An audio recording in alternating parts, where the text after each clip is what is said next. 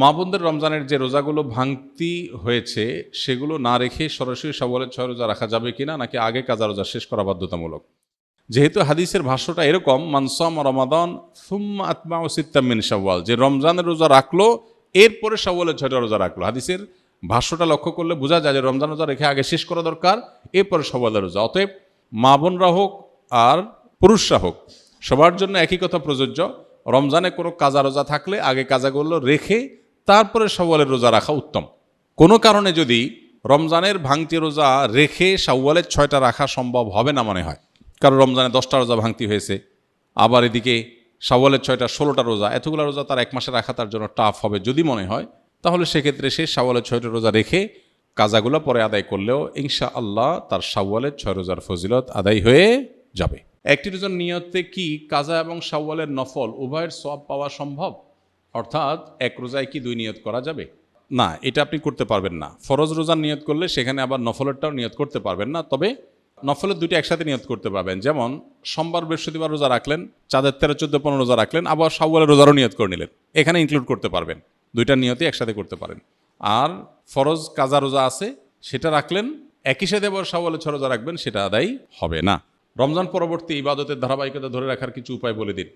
রমজান পরবর্তীতে ইবাদতের ধারা ধরে রাখার জন্য রমজানেই ভালো করে তাকওয়া চর্চা করতে হবে। রমজানে যার তাকওয়া চর্চা যত ভালো হবে, রমজানের পরে সেটা ধরে রাখা তত সহজ হবে, ইজি হবে ইনশাআল্লাহ বিইذনিল্লাহ।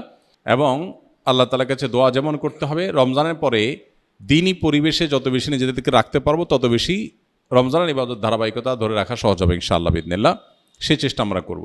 রমজানের পরে আরেকটা ইবাদতের মৌসুম আসছে 2 মাস পরেই, সেটা হলো জিলহজের প্রথম দশক, 10 দিনের মৌসুম। এটা 30 দিনের মৌসুম, এটা হলো 10 দিনের মৌসুম।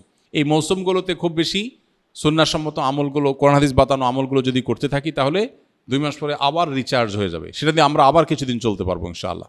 এভাবে শরিয়া যে আদেশগুলো করেছে সবগুলো কিন্তু আমরা পরিপূর্ণভাবে পালন করি ইনশাআল্লাহ বিইذনিল্লাহ, সারা বছরই ইবাদতের ধারাবাহিকতা ধরে রাখা সম্ভব হবে। আল্লাহ তাআলা আমাদের সবাইকে আমলের তৌফিক দান করুন। রমজানে যে গুনাহগারগুলো ছেড়েছিলাম শয়তান মুক্ত হওয়ার পর সেগুলো থেকে বাঁচার উপায় কি? রমজানে যে সমস্ত গুনাহগুলো আমাদের দ্বারা হয়ে গেছে সেগুলো রমজান পরবর্তী জীবনে আমরা কিভাবে ছাড়ব?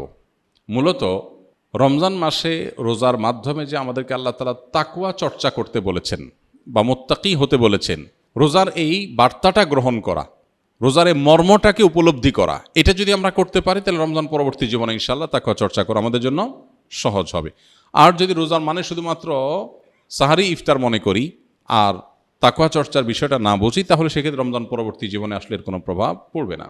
শাওয়ালের 6 রোজা কি ঈদের পরদিনই শুরু করতে হবে, নাকি পুরো মাসের যে কোনো দিন রাখলে হবে? এই রোজাগুলো কি টানা রাখতে হবে নাকি বিরতি দিয়ে? শাওয়ালের 6 রোজা ঈদের পরপরই রাখতে হবে এমন কোনো বাধ্যবাধকতা নেই, তবে অনেকের জন্য সহজ হয় ঈদের পরপর রেখে ফেলতে পারলে, যাতে করে রোজার অভ্যাসটা থাকে, এর মধ্যে রেখে ফেলতে পারে, পরে আর রাখা হয় না, তারা আগে রেখে ফেলবে।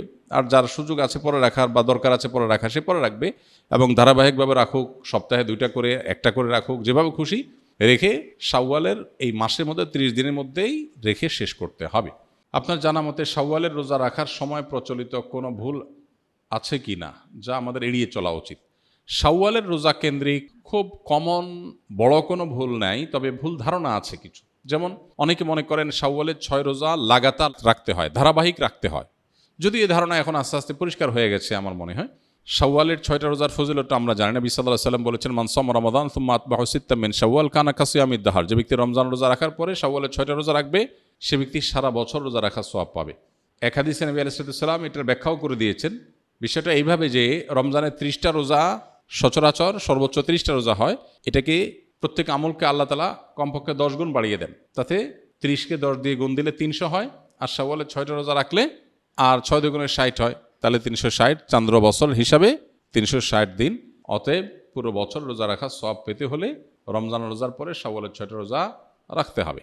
এই রোজা রাখার ক্ষেত্রে কোনো ধারাবাহিকতার শর্ত নাই, ভেঙে ভেঙে রাখতে পারেন, একসাথে রাখতে পারেন, যেভাবে খুশি রাখতে পারেন। এটা হলো একটা ভুল ধারণা সাধারণত, যে একসাথে রাখা লাগে কিনা অনেকের ধারণা হতে পারে। এর বাইরে আর তেমন কোনো মেজর ভুল দেখি না। রমজান রোজা যেভাবে রাখেন সেটাও একইভাবে আপনি রাখবেন, শাওয়াল মাসের মধ্যেই রেখে দিবেন।